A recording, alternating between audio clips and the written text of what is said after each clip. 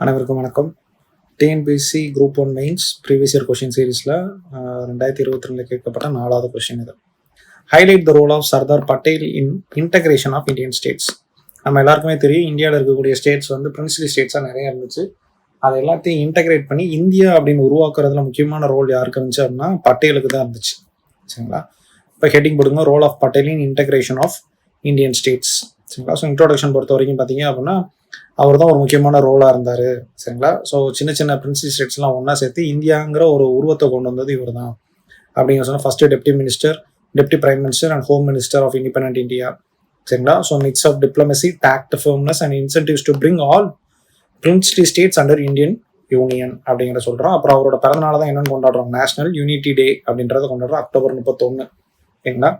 So அப்போ வந்து நம்ம சப்ஜெக்ட்டுக்குள்ளே வரோம், இந்தியன் ஸ்டேட்ஸ் ஆஃப்டர் 1947. அப்போ இந்தியாவை வந்து அவங்களே என்ன பண்ணிட்டாங்கன்னா ரேட்லிஃப் லைனை வந்து இந்தியாவையும் பாகிஸ்தானையும் பிரிப்பாங்க.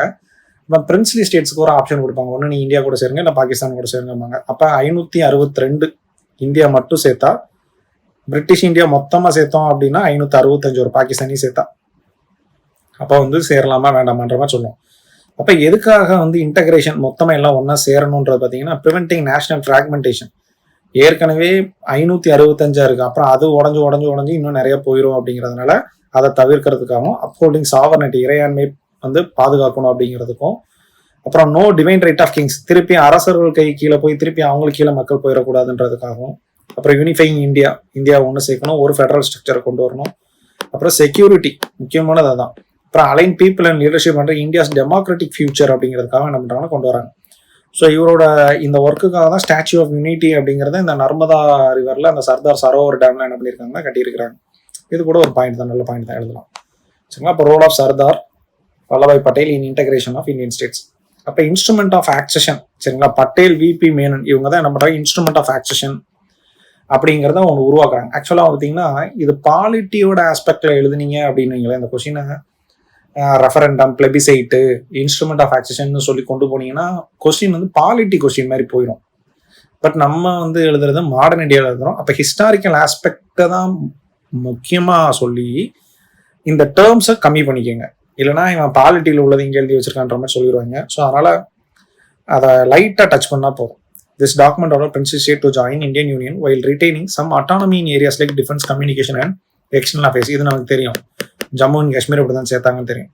ஸோ யூனிட்டி அண்ட் டைவர்சிட்டியில் பொறுத்த வரைக்கும் ஜோத்பூர் என்ன பண்ணாங்க, பாகிஸ்தானுக்கு போகிறாங்க. அப்போ என்ன பண்ணால் ரயில்வே உனக்கு கொடுக்குறேன், ஃபெமின் ரிலீஃப் கொடுக்குறேன், அப்புறம் என்னென்ன தேவையோ அதெல்லாம் கொடுக்குறேன்னு சொல்லி பேசி அவங்க என்ன பண்ண வச்சாங்க, இந்தியா கூட சேர வச்சாங்க. ஜுனாகத்தை என்ன பண்ணிட்டாங்க, பாகிஸ்தான் போனுட்டாங்க. ஆனால் வந்து என்னாச்சு, இங்கே பிளெபிசைட்டு. சரிங்களா? ரெஃபரண்டம் வச்சு பார்க்கும்போது ஓட்டிங் எடுக்கிறாங்க. அப்போ ஹிந்து மெஜாரிட்டி எல்லாம் என்ன பண்ணிட்டாங்க, இந்த பிளெபிசைட் முறையில் இந்த ஜுனாகத் அப்படிங்கிறது என்ன பண்ணாங்கன்னா உள்ள கொண்டு வந்து நம்ம இந்தியாவோட சேர்த்துட்டாங்க. அப்போ 99.95 voted for to join India. அடுத்து ஹைதராபாத்ங்கிறது பை போலீஸ் ஆக்ஷன். சரிங்களா? ஹைதராபாத் நிசாம் வந்து அது பாகிஸ்தான் கூட போய் சேரணும், ஆனால் ஹைதராபாத் எப்படி போய் பாகிஸ்தான் கூட சேராது, அதனால எனக்கு இண்டிபெண்டன்ஸ் கொடுங்கன்னு கேட்டாரு. சரிங்களா?